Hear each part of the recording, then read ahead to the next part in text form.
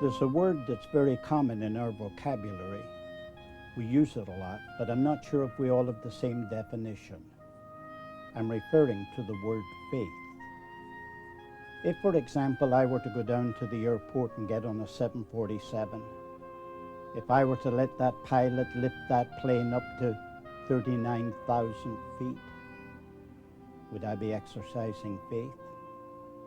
Well, let me say that I go down to the Pacific Ocean. I'm in my home in Southern California. And I take a pebble and I throw it into the air. Does it require faith to bring that pebble back down to earth again? You say, well, of course not. And the reason for it is a law of gravity brings it back to the earth. Therefore, it doesn't need the exercise of faith. But it's a law of aerodynamics that makes the plane fly. If I'm trying to find what a Bible definition of faith is, one man comes to my mind. But he lived in the day of giants. There were missionaries like J. Hudson Taylor. There were preachers like Charles Spurgeon. There were humanitarians like the Earl of Shaftesbury. And the man of whom I'm thinking would have to fit into that category, but in a unique way. He's in the category because he took care of some 10,000 orphans, but he did it solely, wholly, entirely, depending on God. He had nothing that he would accept outside of that which God would provide for him. He would tell no man of his need. He would only mention it on his knees, in private, with God alone. The man I'm talking about shattered my complacent background. I mean, I was living in comfort until I read his biography. And then I recognized that that man was an obstacle to my comfort. His name is George Muller of Bristol. And this is his story.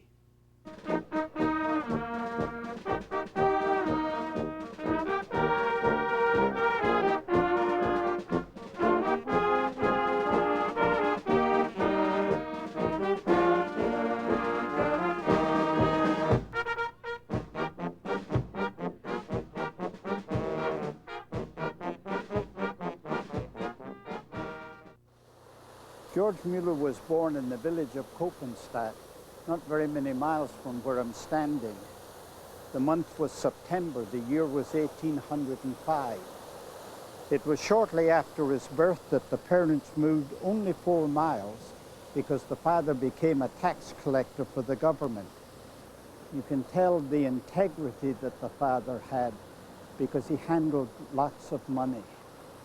When the boy was 11, he started studying Latin classics, French history, German literature, mathematics, and they added to that the language studies of Greek and of Hebrew. But there was another side to this little academic genius. The other side of the coin was that this boy was a liar. He was a cheat. He was an habitual thief. On one occasion, his father left a designated amount of money in a room with him, came back to count the money to find out that some was missing. The boy denied that he had taken anything, but the father found the money in the boy's shoe. He thrashed him severely. It didn't cause him to have any repentance or any regret. By the time he was 16 years of age, he used to go to an adjacent town. He would check into a hotel, often in the company of a female. He would spend a week there, intending that he would get out before it came time to pay the bill. On one occasion, they found him trying to climb out through an upper window. He was arrested, and he was put in jail. His father let him spend 24 days in jail to teach him a lesson, thoroughly thrashed him for what he had done, but it didn't seem to make any change in the boy's life or in the boy's habits. By the time he was 20, he came to the University of Halle. It'll seem a little strange to you when I tell you that Müller, in spite of his proclivity toward evil, went to the university to study theology. It was his dad that insisted on that. His dad's thinking was that it was a good retirement. It had no spiritual concept associated with it. Müller would try on the day before communion always to try and refrain from sinning, and didn't always succeed. Something happened when he was at the university that fell out to his good. He made friendship with a young man of the name of Beta, and the friendship was strange. Beta liked Müller because he was a boy of the world, and he wanted to learn how to become that. And Müller, on the other hand, liked Beta because he was a prim and proper young man, and Müller kind of envied what he was. One day Beta had to attend a cottage meeting, and when he was at the cottage meeting, Müller for the first time heard somebody praying, saw them on their knees in prayer, and was fascinated by the fervency of the prayer. A man read a sermon which within it had the pure, unadulterated gospel. Müller had never heard anything like that before. When the people sang, they sang with a fervency and a meaning that was strange to him, but very fascinating to him. When they finished the meeting, they had a round of prayer. Everybody got on their knees and they spoke with passion and with fervency to God without script. That's the night in Müller's estimation that he found Christ. And from that night, the rest of his life, he was a transformed person.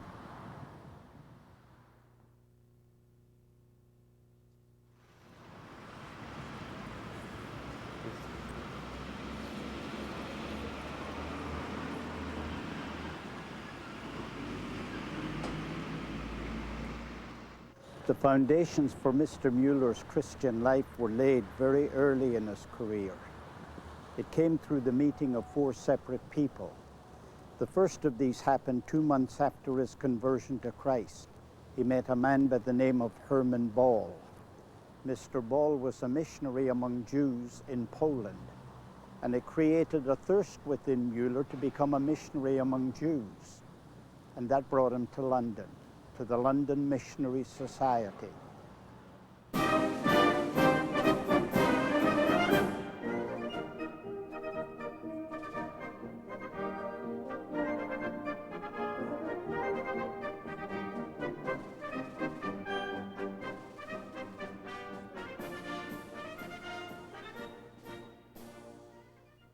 It was while he was in London that he met Mr. Groves, the second important person in his life. Mr. Groves was a dentist. He gave up a salary of £1,500 a year in order to go as a missionary in Persia, living by faith. And that caused Mr. Müller to decide to search for those principles that could help him to live by faith. It was while he was in London that he became ill and decided to try and recuperate, so he went down to Teignmouth in Devonshire. And in Devonshire at Teignmouth, he met the third important person in his life. He was the minister of the Ebenezer Chapel. He was able to spend 10 days with that man, and during those 10 days, he learned the principle of trusting in the Word of God. That minister made the Word of God supreme in authority in his life. And so in January of 1831, he returned to Teignmouth. When he got there, he found out that the pulpit was vacant, and they asked him if he would become their minister. He consented to do it on condition that they would agree to 3 things. Number 1, they would abolish the pew rent, the average and ordinary way of making income in a church. Secondly, that they would no longer pay him a salary. And thirdly, that they would allow him to put a box at the door and allow people who felt so guided by God to make donations to his keep. The 4th important person came into his life. Her name was Mary Groves. She was the sister of the dentist who went as a missionary to Persia. There was a brief courtship, and then the two of them were married.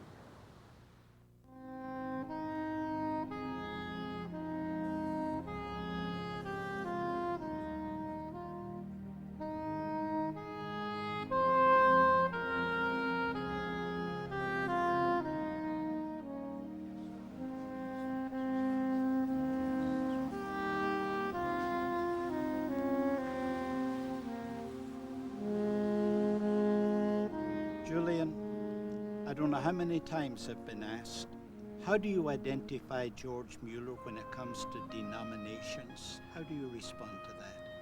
Well, when George Muller started at Teignmouth, he became pastor of what was in effect an independent chapel. It wasn't particularly associated with any grouping at all. And when he came to the Bethesda Church and the Gideon Chapel in Bristol, they were independent fellowships. But I think it's interesting to note that George Muller was one of the early Brethren pioneers, and his name is mentioned at the same time as you hear Anthony Norris Groves mentioned, John Nelson Darby, and also Henry Craik.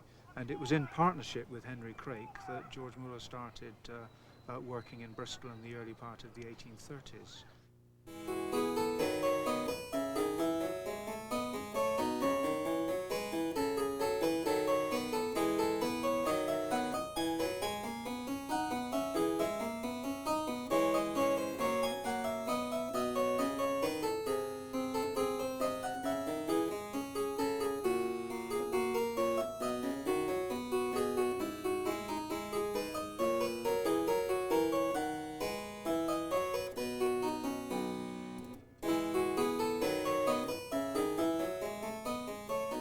It was November 20th, 1835, that the Mullers were invited by a member of the church to have dinner at her home. She was a sweet, dear lady. The meal wasn't ready when they got there. She took them into the sitting room and asked them to entertain themselves. While they were there, Muller noticed a series of books that were by the fireplace. He went over to examine what books were there and saw the life story of A.H. Franke. He knew that name because it was 8 years previous to that he had stayed as a student at the University of Halle at one of the homes of Frankes. He was interested to know what was the Franke story. I'm sure we'll all agree that no man is an island, and everybody, to some degree, is influenced by somebody else. But it's impossible to tell the impact of the influence that the reading of that book had on George Muller.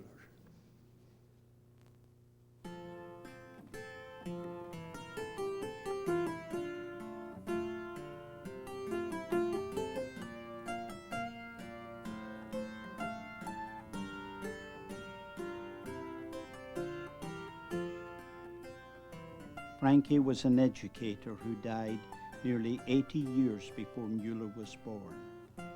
He was a German pietist who lived between 1663 and 1727. He started his teaching at the University of Hamburg when he was only 25 years old. His lecture rooms became overcrowded, and his immense popularity forced him out of the city.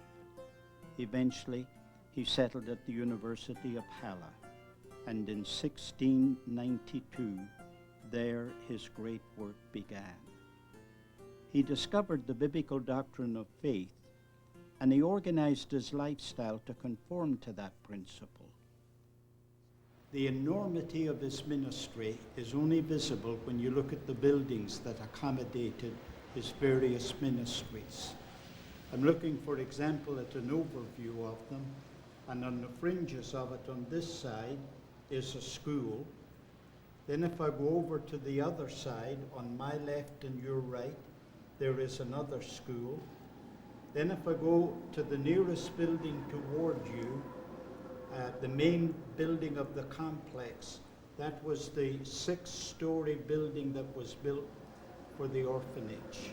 When it was built, it was the most prestigious building in the city. By the way, Julian, I notice a picture above the bookcase there of, I think, A.H. Franke. Mm-hmm. Was A.H. Franke an important person in Muller's life? Yes, he was very much an important person, and we've had that print for a long time now. Of course, he came under Franke's influence when he was at Halle University, and the particular influence that he had was that Franke both formed the principles and the practice of running an orphanage and placed that very much in the mind of George Muller as he was studying theology at Halle University. And the model homes that you saw in England in the 19th century were very much based upon the influence of Franke. And don't forget, this was at a time in England where the only orphanages that existed were those that were private subscription orphanages. Mm-hmm. This was the first time anything had been done like this in England, and we owe very much a debt to Franke for the idea and the practice of the homes.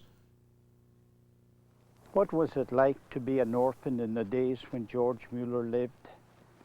The Industrial Revolution had just started and left its scars on society. The family unit was disintegrating. Cholera was the main cause of the death of people in those days, and it took the lives of parents and left a spawn of children to fend for themselves by their own wits on the streets of a city. They would try and live by begging, but when begging didn't work, they were reduced to thieving. They were a menace to society and a threat to storekeepers. They were in trouble so much that it's estimated that over 6,000 of them were serving prison terms. They became the #1 challenge for Christian home missions. It must be remembered that the first year of operation was 1835.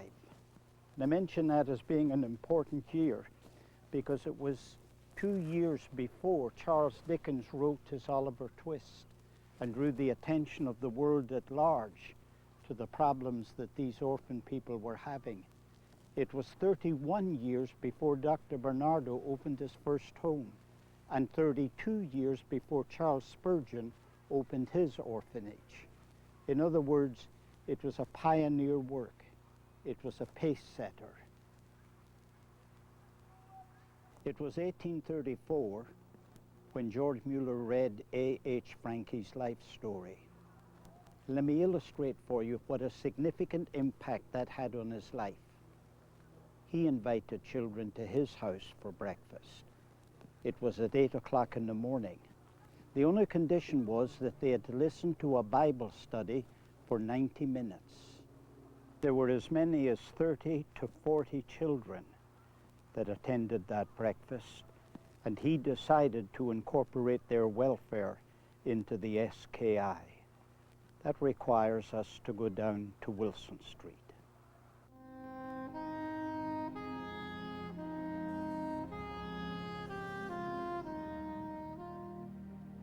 This is the side door of #1 Wilson Street, which was the second facility that he rented for the building of his orphanage. When you build an orphanage, you need bedding, you need cutlery, you need curtains, you need dishes, you need staff. I could tell you exactly what they had on hand because Mr. Muller prayed for every item. And in a most remarkable way, each one of these needs were met. In one evening, for example, and I quote to you, people brought 3 dishes, 28 plates, 3 basins, 1 jug, 4 mugs, 3 salt stands, 1 grater, 4 knives, and 5 forks. There were a couple who volunteered their services to be the dorm parents. They agreed that they would work without salary. They even agreed that they would bring their furniture to furnish their apartment. Everything was in place. The exciting moment for it all to happen was the 1st of April in 1836. They were down there on 6 Wilson Street. On that particular occasion, because everything had been prayed for, all of the necessities were brought together, all of the people were brought together. Those excited people that were in this new venture were all together celebrating. And when the proceedings started, it suddenly dawned on them there wasn't one single orphan.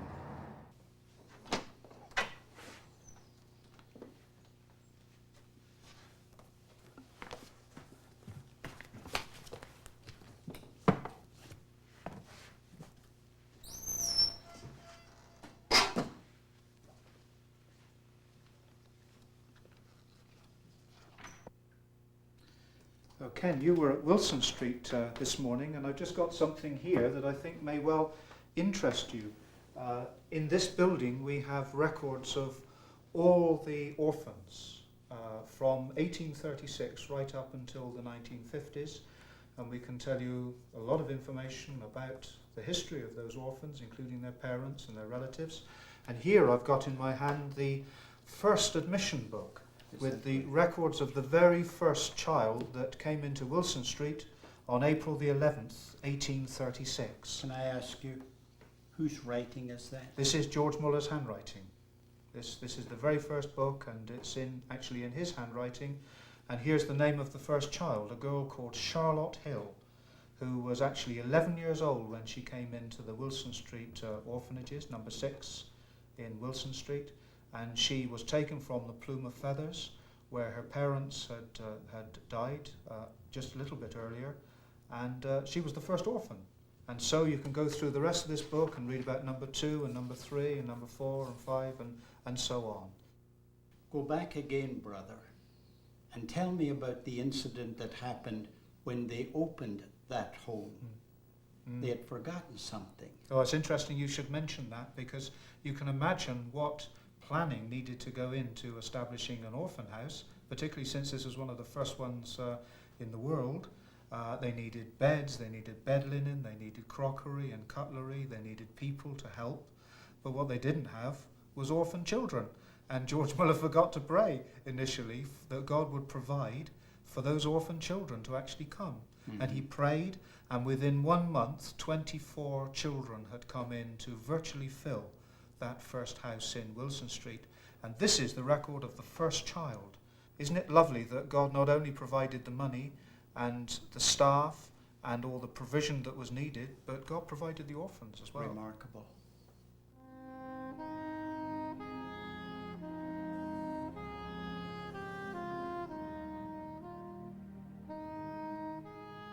One can only guess the daily drama of meeting each need as it arose. It was acknowledged that survival was dependent on the prayers of Mr. Müller. The number 6 facilities housed only older girls, and the need for additional accommodations brought them to number 1 Wilson Street. 7 months later, it was officially opened for younger boys and girls. In the following year, they were caring for 30 orphans in each house, which meant that they were feeding 60 mouths every day. By October 31st in 1837, 1 year later, number 7 Wilson Street was officially dedicated to house older boys, and Mr. Müller was taking manna from God and feeding 96 orphans 3 times every day.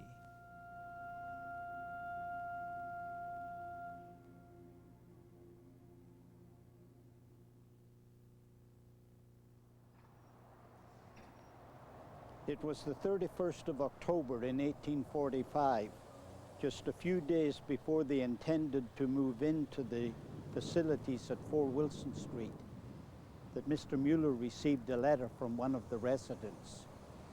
The letter was written not hostile, but it did ask him as a gentleman, would he consider the fact that the building of an orphanage in that facility was dropping the value of their property? And on top of that, that many children were causing blockage in the drainage system. So Mr. Müller took that matter to God in prayer.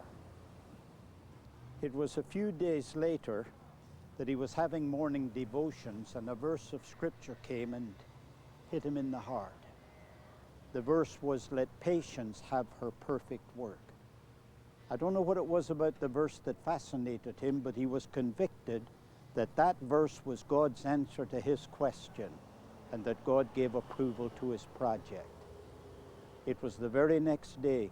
The largest check that he had ever received in his ministry so far, £1,000, was donated for that very project.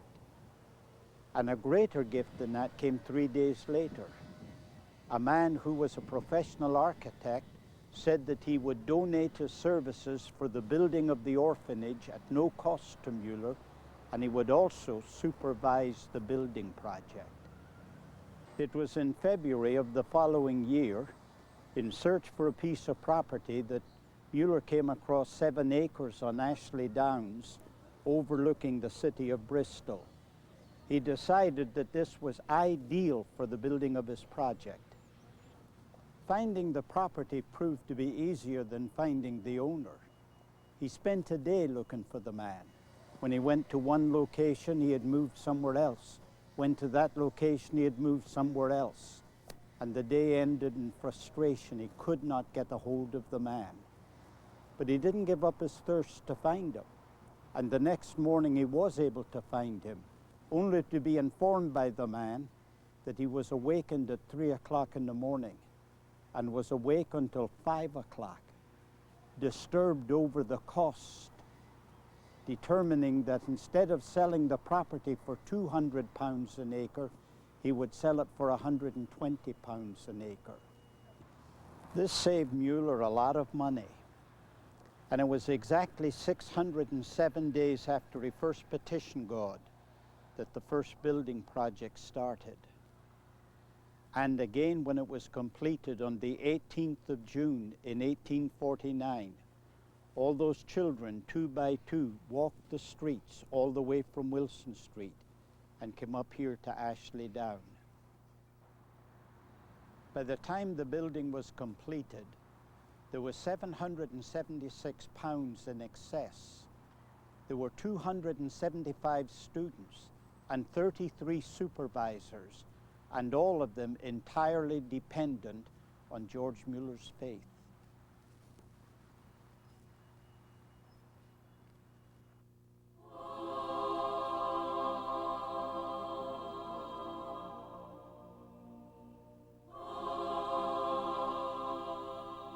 Demand for space challenged him once more. 360 orphans were waiting for vacancies less than 2 years after the completion of the first building. He set a goal of £35,000 to start the second building, and on November 12, 1857, it was opened. But before it was finished, 715 orphans were seeking admission, requiring yet another building. And so the story continues, with only the numbers, the names, and the amounts changing. An additional 11.5 acres across the street enlarged the campus to accommodate 5 great buildings with 1,700 windows and 2,050 orphans. The actual building program took 25 years, the 5th building being opened in 1870. I'm sure, Ken, you'll be interested in this. This is a litho picture dated from after 1870, which shows the homes as they were when he completed the last one in 1870. And you'll see that it's just surrounded by countryside, because Wilson Street was very much just to the north of the city and still in fairly insanitary conditions. But these new homes, the new orphan houses, are right in the middle of the countryside. Look, there's hardly a house to be seen. Mm-hmm. And here is the main road that comes out of Bristol through Ashley Down, and here are the buildings that he built. There's number 1. That was built for 300 children in 1849. There's number 2 that was built for 400 children and finished in 1857. This is number 3 house that was built for 450 children in 1862. This was number 4 house that was built in 1868 for another 450 children. And this was the last one to be finished, number 5 house, opened in 1870 for a further 450 children. And all told, 2,050 children were capable of being looked after in those homes from 1870 onwards. And you'll see how they're placed in really lovely, idyllic green countryside, very healthy for the children to live somewhere like that. Mm-hmm. Remarkable.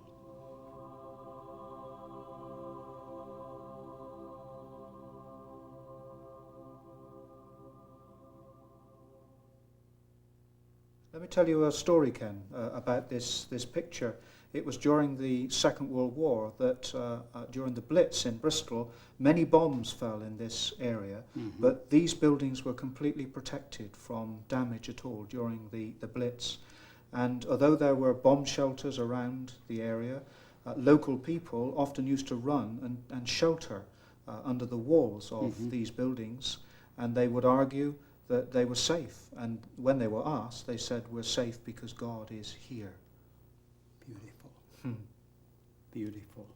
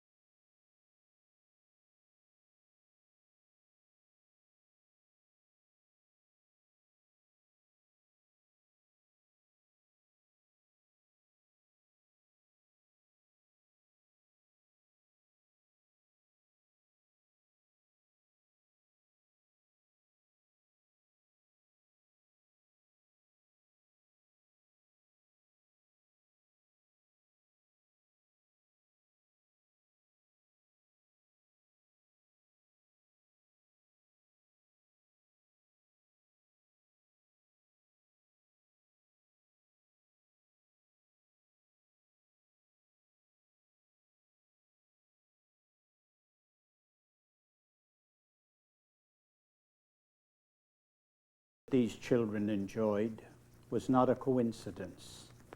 Every child and every supervisor was prayed over before they ever came into the institution.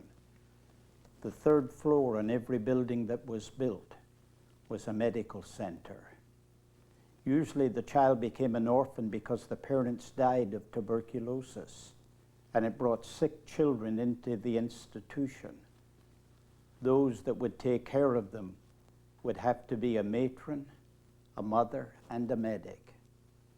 Those children, during the outbreaks of cholera and smallpox, were given very special attention when it came to affection. There were as many as 12 to 14 children who died every year.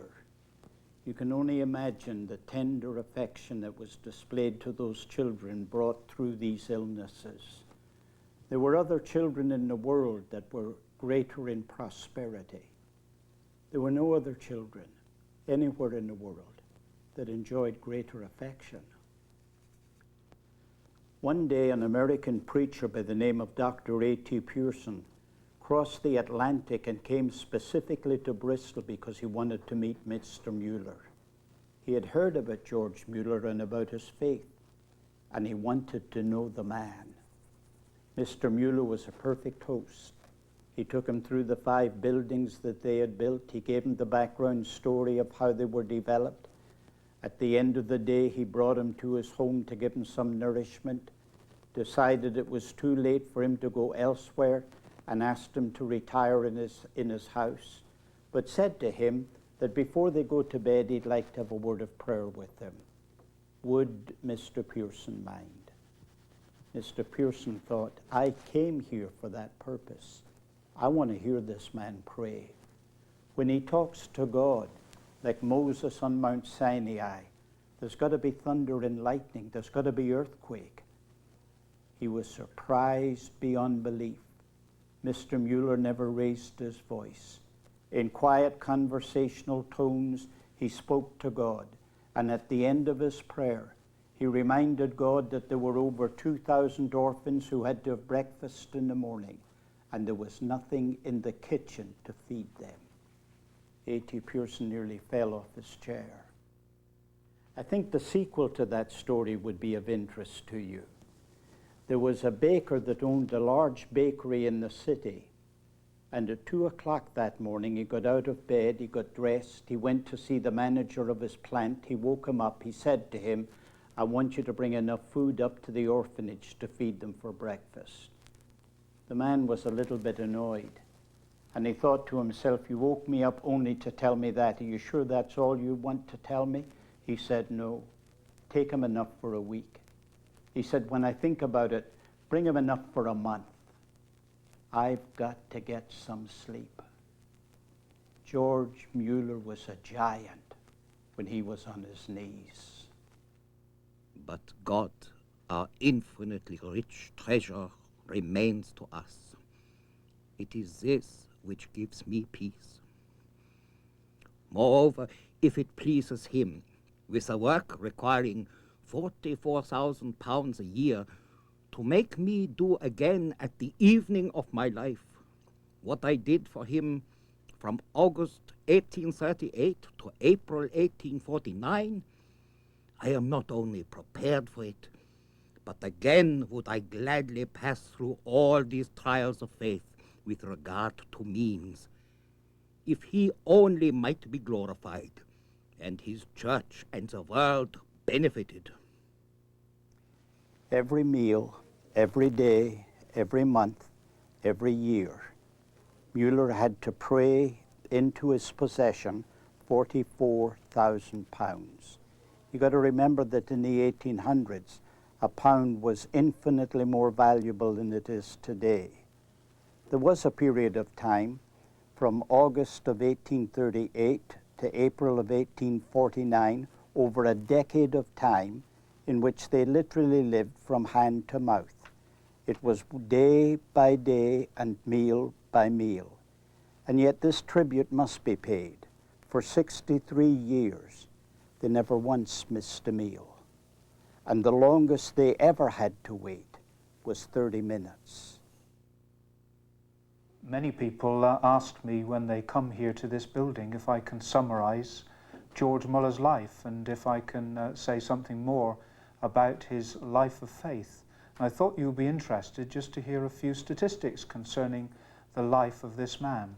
But they're not really about the life of this man, they're about the faithfulness of the God that George Muller worshipped. But here are some statistics. The schools that he founded collectively numbered over 120,000 students around the world. The orphanages accommodated between 8,000 and 10,000 orphans in total. And it's believed that of that number, a third of those orphans left the institutions as born-again believers. And if you read their letters, then you'll see that they were instrumental in bringing many thousands of people to Christ. And of the 2,000 orphans that were at the orphanages when George Muller closed his diary, 609 of them were born-again professing believers.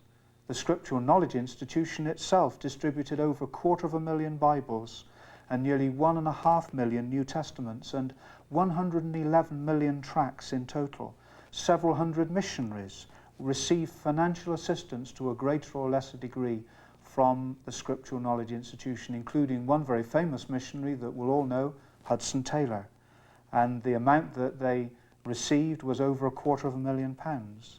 63 foreign missionaries were sent out from his church, Bethesda alone, and he planted 10 churches, 6 of which were fully self-supporting by the time of his death. And nearly £1.5 million in total was dispensed by the Lord to the work of George Muller, and that came through the prayers of this man of faith, George Muller. The principles that the Lord laid upon George Muller's heart have survived his death, and up to the outbreak of the Second World War, over £2.5 million had been given to support this work. And up until last year, many more millions of pounds had been given to support this work. Our budget for 1995 was £1.2 million across the 3 charities. We can testify to the way that God has answered our prayers in the same way that George Muller could testify to that. And of course we worship the same God. The Lord was faithful then, and he continues to be faithful now. The last phase of Mr. Muller's life began to take shape when his dear wife took sick. He brought her to the Isle of Man to recuperate, and during her convalescence he spoke in a local church. His ministry was so wonderfully blessed of the Lord to the minister, the event fell like a seed into his fertile mind. His wife of nearly 40 years went home to be with the Lord at 4 o'clock in the afternoon of February 6 in 1870.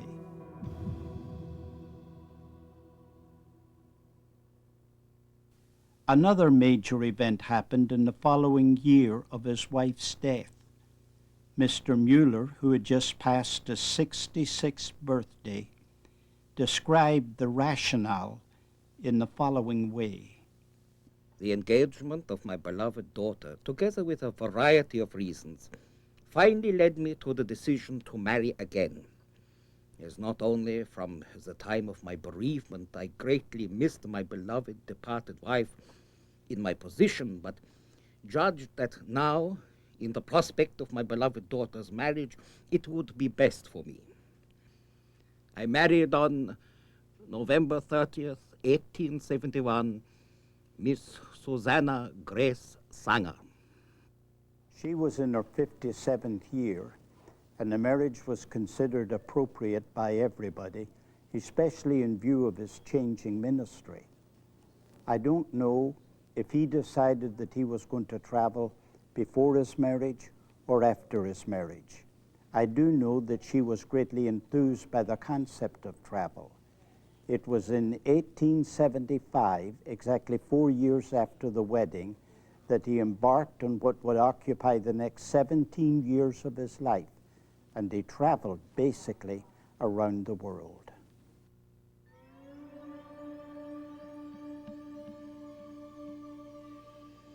Mr. Muller decided that it was time for the student to become the teacher.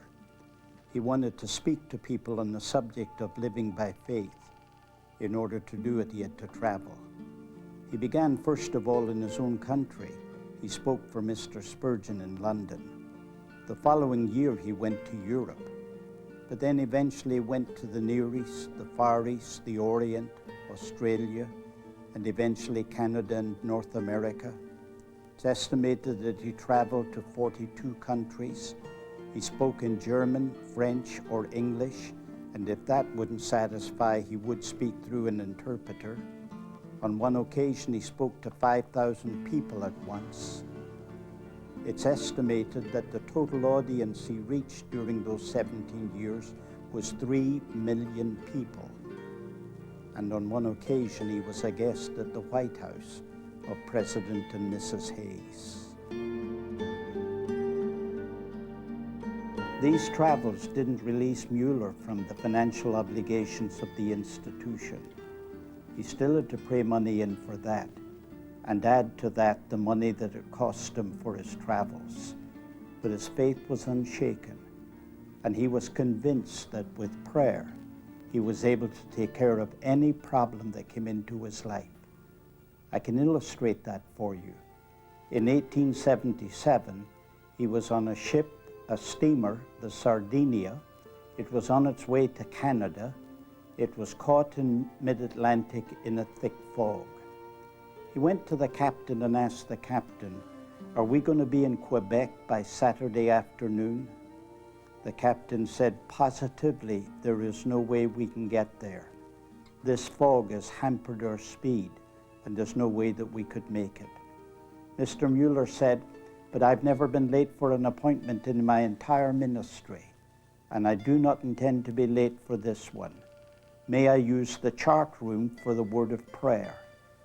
The captain said yes and followed him down to the chart room. The captain went in with him and closed the door. The captain got on his knees beside him, and when Muller finished praying, the captain started to pray, and Muller interrupted him and said, "I do not want you to pray." The captain, somewhat amazed, looked at Mr. Muller and said, "Why?" He said, "First of all, because you do not believe. And secondly, the fog's gone." The captain, somewhat startled, went to the door and opened the door, and it was as clear as noonday without any fog anywhere. 5 years later, that captain was relating the incident to another passenger on his vessel. And according to the testimony he gave that passenger, that incident brought him to the knowledge of Christ as his Savior.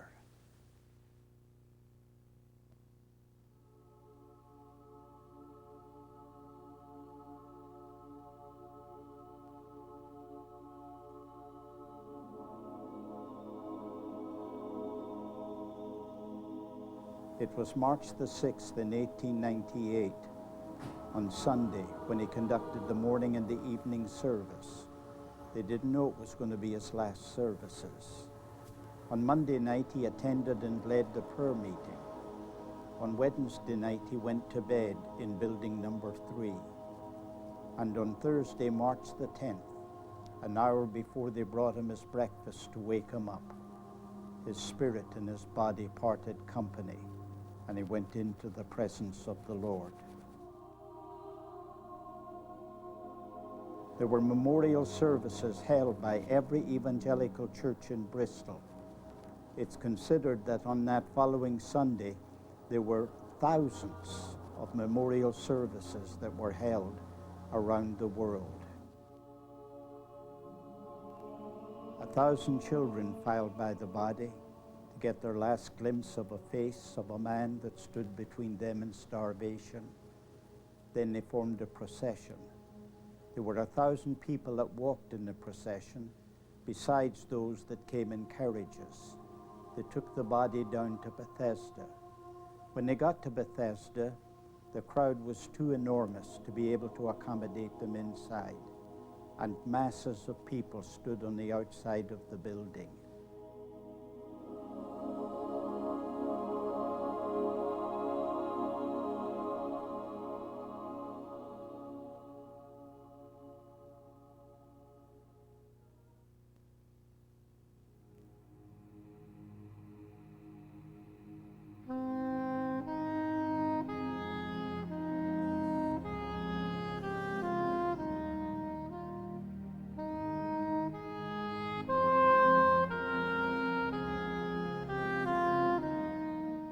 Before I leave this place of sacred memories associated with George Muller, let me ask you a very personal question, and a question I think that everybody that watches this video ought to try and answer.